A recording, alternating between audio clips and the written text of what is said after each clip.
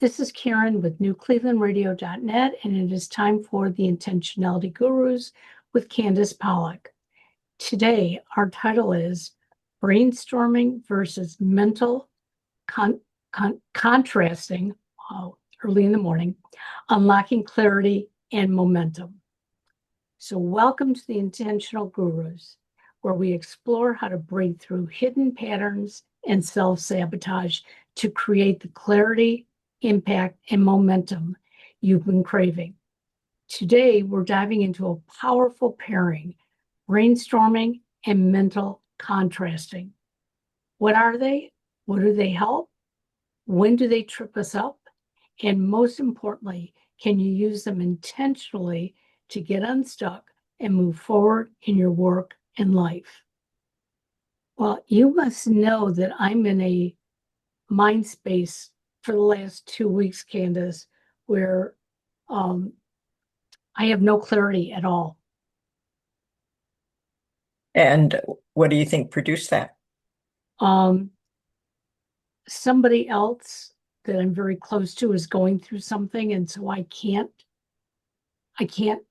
talk about it, and I don't have any resolutions for it, but it's affecting me to the point that I just keep wanting to escape away from things because nothing is clear to me.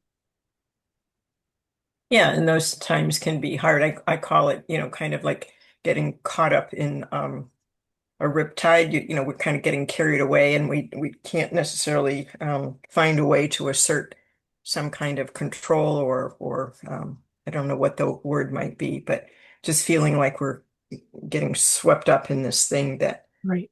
is consuming us. Sorry to hear that. So maybe today, this conversation will give some ways of swimming against, not against the riptide, but diagonally. That's what they always taught us in water safety instruction and so on. So brainstorming, I'm sure you've engaged in brainstorming. Oh, So what's that like for you? it depends on the situation. If I'm with people that I'm comfortable with, brainstorming is very, very easy for me. If I'm not in a comfortable position, almost like I am now, everything just sort of like lays heavy, and it's like I can't get my brain to start moving. Kind of sluggish. Yeah, so either way, we can just let it percolate. But it's the idea of letting the thought processes just manifest themselves. And in business settings or in other types of committee work and so on, we want to generate as many ideas as we can, regardless, without any kind of judgment or editing of them. Just let them flow and so on. And when we're in these moments where we're resisting exploring things because we feel an overwhelm or we have a sense of doom or something and we just don't know where to start, which it's kind of what my intuition is saying may be going on for you. We could just take out little sticky notes, and just as a little idea comes to you, then you can just put it down. You don't have to do anything with it. And I think that's the important part is it's in Landmark, they talk about things that we do in order to produce another outcome. And the question is, what if we didn't have in order to, just if we just let it happen without any particular purpose or force behind it and so on. So while brainstorming normally is encouraged to be, spitball your ideas, throw them out there and so on, it can also be a slower process where we just let the natural, as we're going about our day and pondering things, whether we want to or not, put down some ideas. And I love the slow brainstorming as well, because for me, I just, as an idea comes to me, I just put it aside on a little sticky note on the back of a door or something without needing to do anything with it. And then inevitably I'll come back to that door and I'll see all of these things. And then my process is to start putting like sticky notes with other sticky notes that are kind of in the same neighborhood of topic wise or thought wise. And it's always magical because a pattern appears. And it's our subconscious, working on things. It's almost like when we bite the side of our cheek, our tongue always seems to seek it out. Well, our Right. brain is doing the same thing. And what the neuroscience shows us is that when we have something unresolved in our thoughts, our brain treats it as an open loop, and it needs to go back and kind of close that loop. So it's going to happen anyway. So the idea with brainstorming is, it's expansive. The whole idea is, to be really open to, all sorts of things that may not seem to have any connection at all. And by doing that, being able to change your field of vision on things, I mean, even if it's only by a few degrees, it just expands the field of vision a little bit so we see some more possibilities. And the idea is that we're in the planning phase or coming up with possibilities and so on. This is going to encourage, stimulate all of that and so on, and gives us an idea about what's possible. But the downsides to it is that we can be more overwhelmed because there are just too many ideas. I mean, sometimes I can be that way. And that's when I do the slow thing with the sticky notes. And it might create some unrealistic optimism for some people because I don't know if you've ever had those moments where you think, oh my God, this goes with that. I've never saw this before. It seems like a brilliant idea. And then you like wake up in the morning and think, what was I thinking? This makes absolutely no sense at all. And I think with achievers like us, um, sometimes we have a hard time distinguishing between what we can do because we have a lot of skills and what we should do or need to do.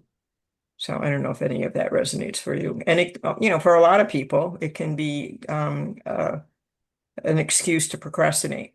And Dr. Tim Pitchell is like an expert on procrastination. And he said there's different reasons for procrastination, and sometimes it's beneficial, but I think on some level we know when it's not being beneficial, when it's keeping us from actually getting things done. So mental contrasting, what do you know about mental contrasting? Um, I'm really not sure. Um, Maybe it's coming up with thoughts that don't really go together, but maybe find a way to bring them together. That could be one way of approaching it. So the idea is it's actually an evidence-based tool, a science-based tool that was popularized by Dr. I always destroy her last name, Gabriel Oettingen, Oettingen. And she wrote the book Whoop, WOOP. And so her concept is that you vividly imagine your goal and then you compare it with your current reality and the obstacles that we have and so on. And so basically WHOOP stands for wish. What's your wish? And it can be a little pie in the sky. What's the specific outcome you need to produce from that or you want to produce from it? That's the O. And then the second O is what are the obstacles that are going to likely get into our way? And then finally, what's the game plan for, plan B in essence, when the obstacle gets in place? And that's the key part. So it takes the brainstorming, generally excitement, if we haven't overwhelmed ourselves with the brainstorming, and it allows us to put it into this system where we say, this is where we want to be, this is where we are, what are the obstacles, kind of like the hero's journey, what are some of the things that might get in the way? So without, forcing you to face this issue, is there something along those lines that shows up for you that Well, is addressing what you were talking about? it's funny when you said the word woot, and I remembered it from a previous podcast. Um, I'm basically using that to get through the situation. It's not my situation, it's somebody else's, because I'm known as the fixer. And I really can't fix anything. I have to look at where we are today, where we want to be, and different ways of getting there. My biggest issue has been that when you're trying to help somebody, I really have to keep pulling back from some of the things that I would normally want to say or do. And that takes a toll. So my brain starts brainstorming in ways, how can I slow down? Because it's not me, it's them. And that's difficult. It is difficult. I can remember I had a close friend that was going through a divorce, and I remember commenting to my husband, who I still think is a very wise man. And I just was angsting that I was not in a position to be helpful and whatever. And I was holding back on saying certain things because it wasn't appropriate. It was a boundaries issue. But it was just hard just to be a witness to it all. And I didn't feel that she was necessarily making wise choices. I knew it wasn't my place to, weigh in and so on. So maybe it's very similar to what you're going through.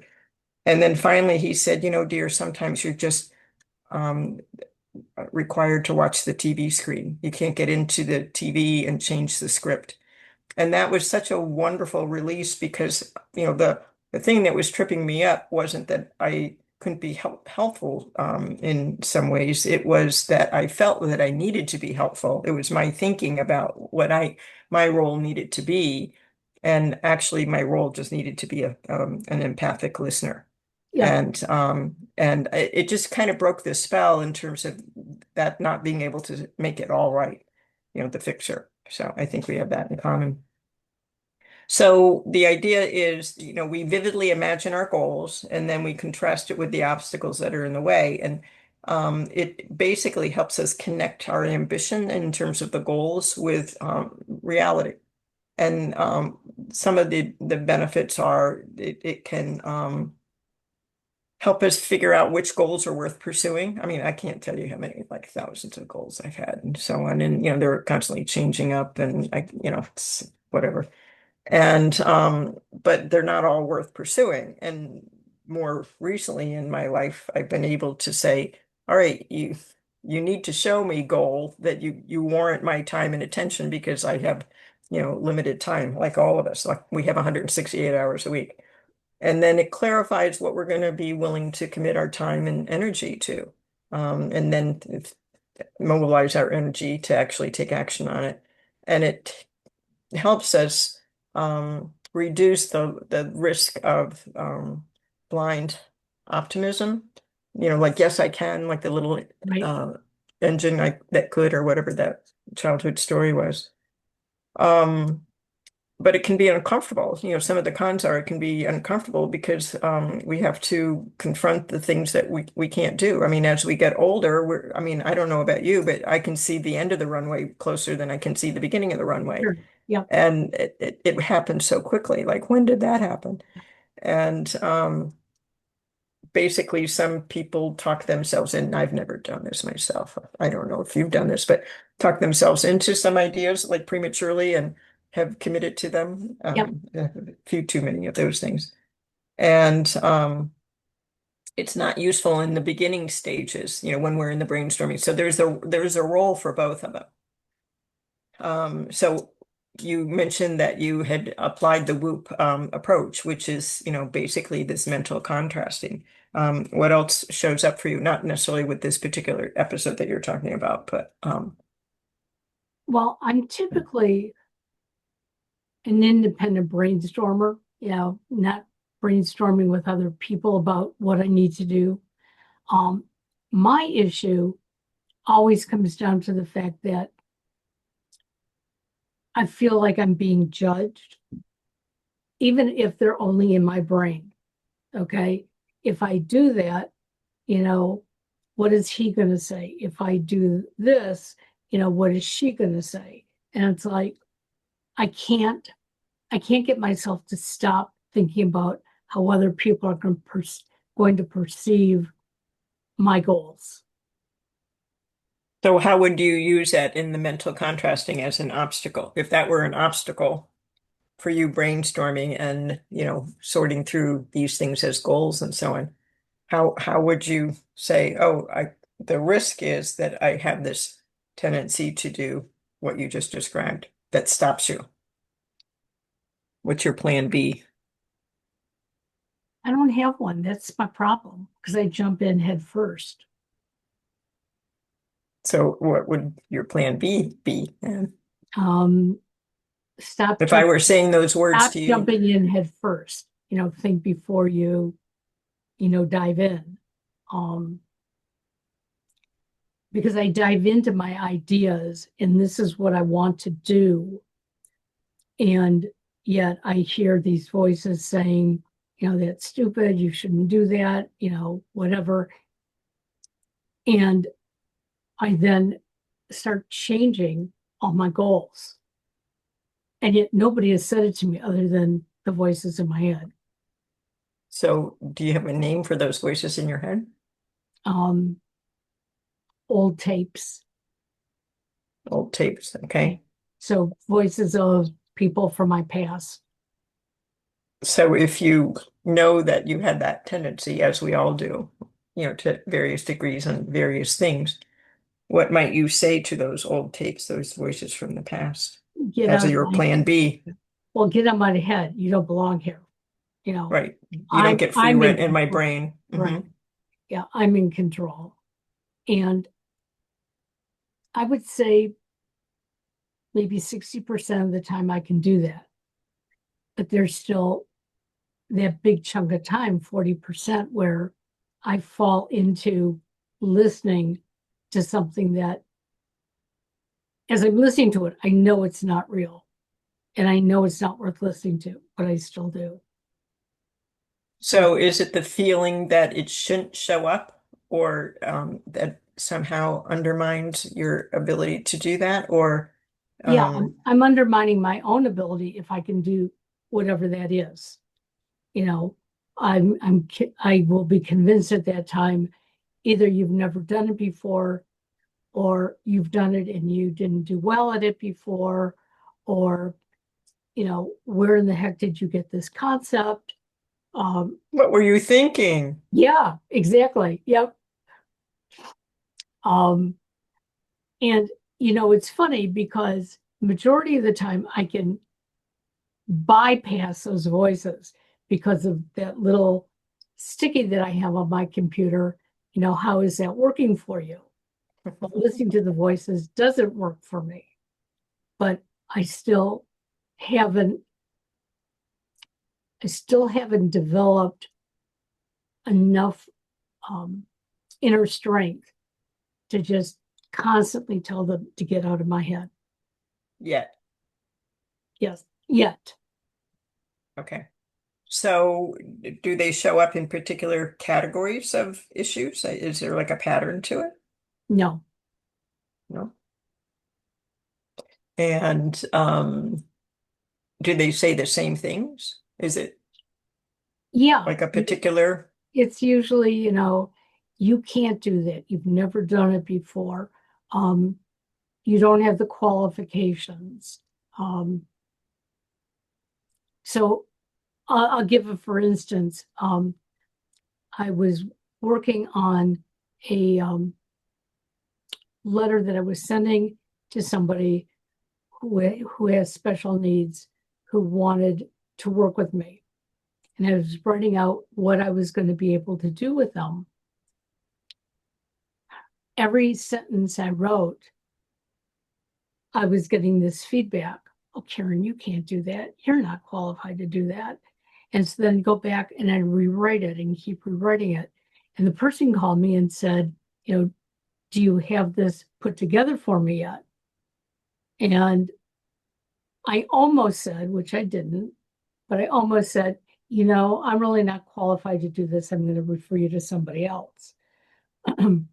And luckily, I didn't do that because it took me another 2 weeks to finally sit down, put this all together for them.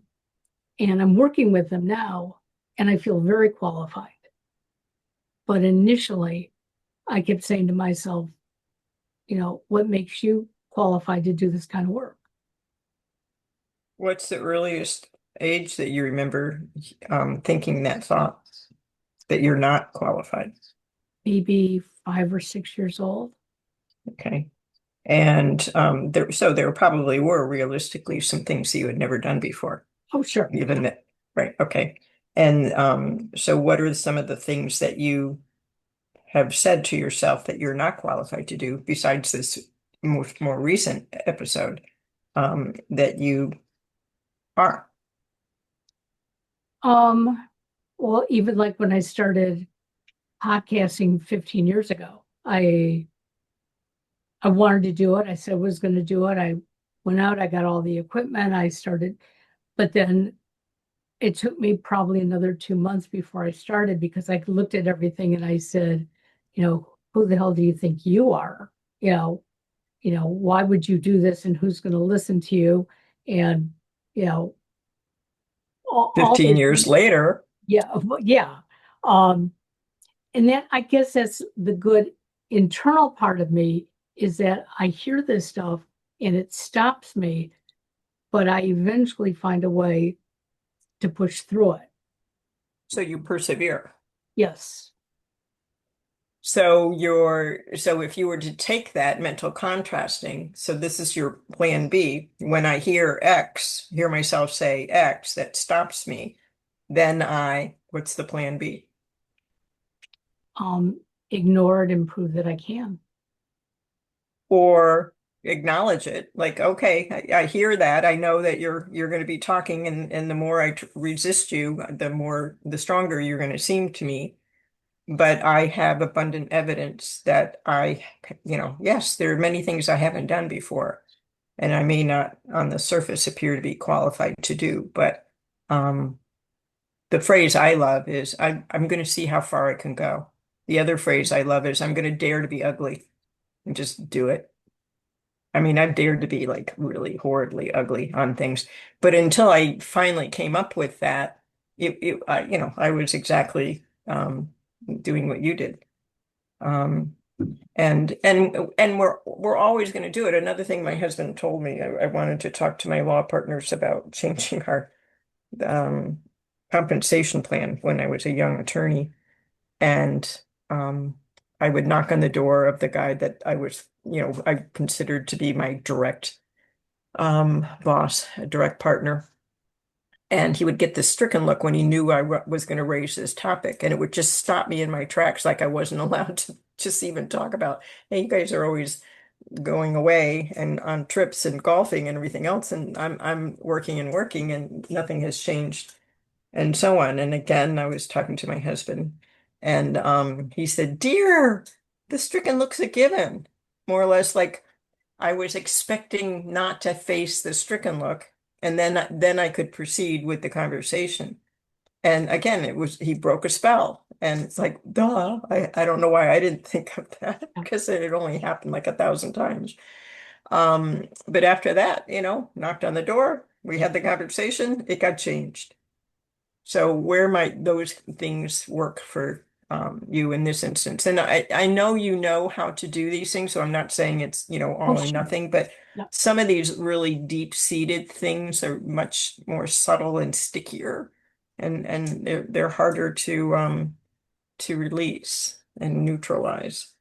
So one of the things that helps me get through the terrible voices that I allow into my head is when I sit down and I blog because I talk about them. And as I'm talking about them and writing about it, I start to realize that I don't have to believe what I'm hearing.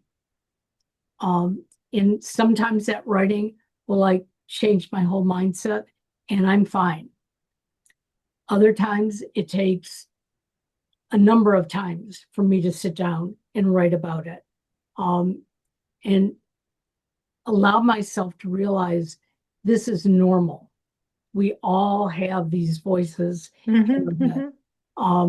And it's more that I can say that and, reinforce it, I'm fine.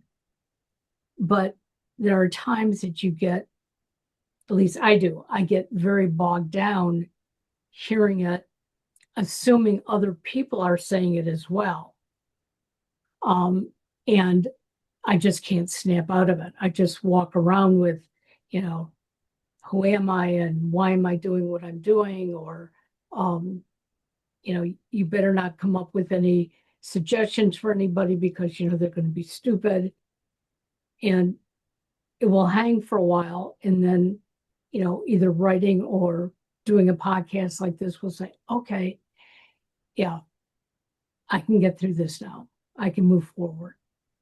So that's a perfect example of a plan B, that I'm going to give it time. Oh, here I'm running into this issue again. It's particularly thorny and sticky. It's like one of those little burrs when you're walking out, in a field or something like that, that sticks to your clothing and you just can't get it to, leave, and so on. So, with brainstorming, we can generate ideas and options. We can bump into those mental obstacles that are saying, oh, you can't do that. Who do you think you are? I mean, that phrase is just so, ripe with condemnation and shame and, all that stuff that just can paralyze us. And then you can say, do the mental contrasting to, evaluate, assuming this is something that is worth pursuing, first of all, and what's getting in our way. And then, some of them may just take a little more time, but just acknowledging that, when the stricken look is a given is the catchphrase I use. But yeah, I'm going to get that pushback. I'm going to, but it's showing me where the borders are, where the boundaries are, and pushing the margins on it to see how far I can go and dare to be ugly. And, maybe I'll fall on my face like boo-hoo. I've done that before. I've made a fool of myself.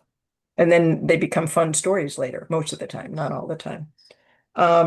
So, putting this into action, just, to kind of sum this up is, try this at home in essence, for listeners. The idea is, choose something, a challenge or something that's getting in the way, a goal, something that you might feel stuck on, and, kind of explore the margins of that, what's getting in the way, and so on.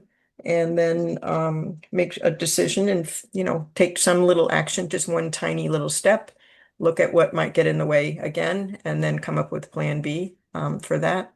Even if it's blogging or, just giving it some time to resolve itself using the little sticky notes and so on. I love that. Alrighty, so feel set for the week, the post-holiday crush. Not quite. I got a busy day today, and we'll see what happens with the rest of the week. And I'm hoping that the weather will stay nice so there'll be more pool time. Sounds like a good plan. Yeah. Good plan A and plan B. Right, exactly. So that's, it for today. I just wanted to, bring this pairing of brainstorming and mental contrasting because we can tend to do one or the other. And if this episode is something that sparked something for you, we'd love to hear from you. So give us an email and let us know what more things that you'd like to hear from the Intentionality Gurus. So until the next time, be intentional. thank you. Talk to you soon. All right. Bye-bye. All right. Take care. Bye-bye.